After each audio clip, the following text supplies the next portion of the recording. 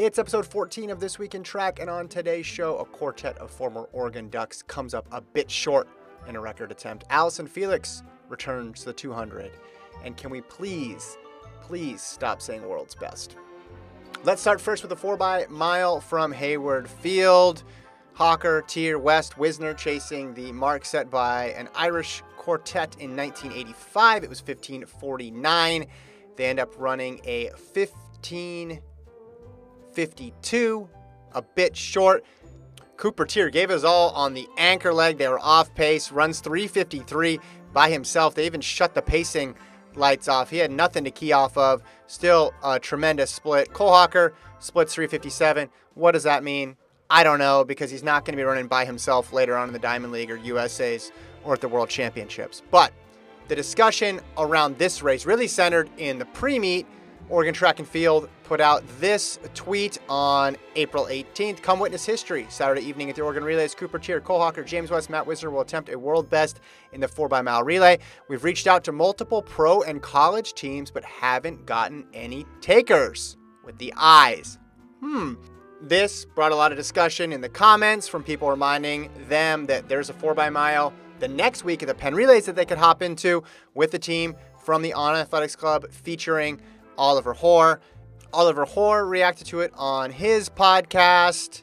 Didn't like the tweet. Like the guys, didn't like the tweet. And the sticking point here comes in this paragraph. We've reached out to multiple pro and college teams, but haven't gotten any takers.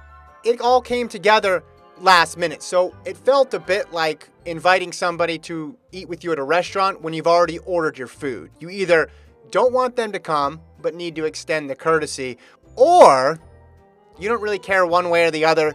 The invitation is just sort of an afterthought.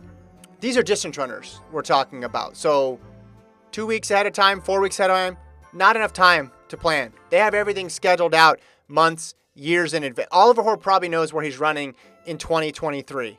And while people were getting upset about that, I chose to focus my ire on something else, something that's bothered me for a much longer time, and that is the use of the word world's best. You see it here in the tweet.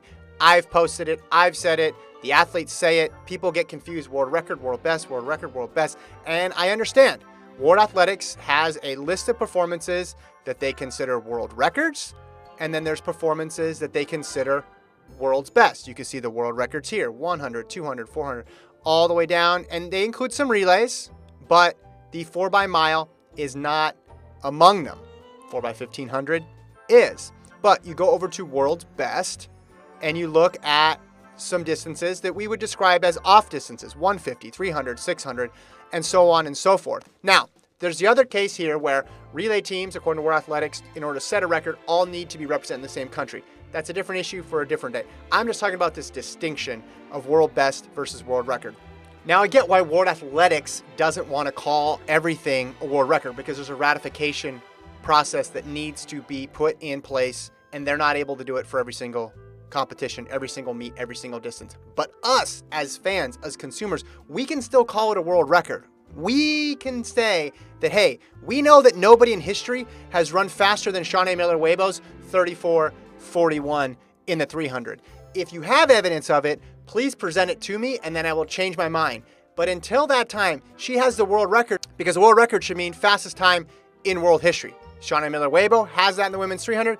The men's 4x-mile, Team Ireland, they still have it, 15:49. Again, if you have evidence that someone has run a faster 4x-mile, 4 people have come together and run a 4x-mile faster than that, let me know. I don't think there's a bunch of secretive performances out there that under the scrutiny of world records would be thrown out.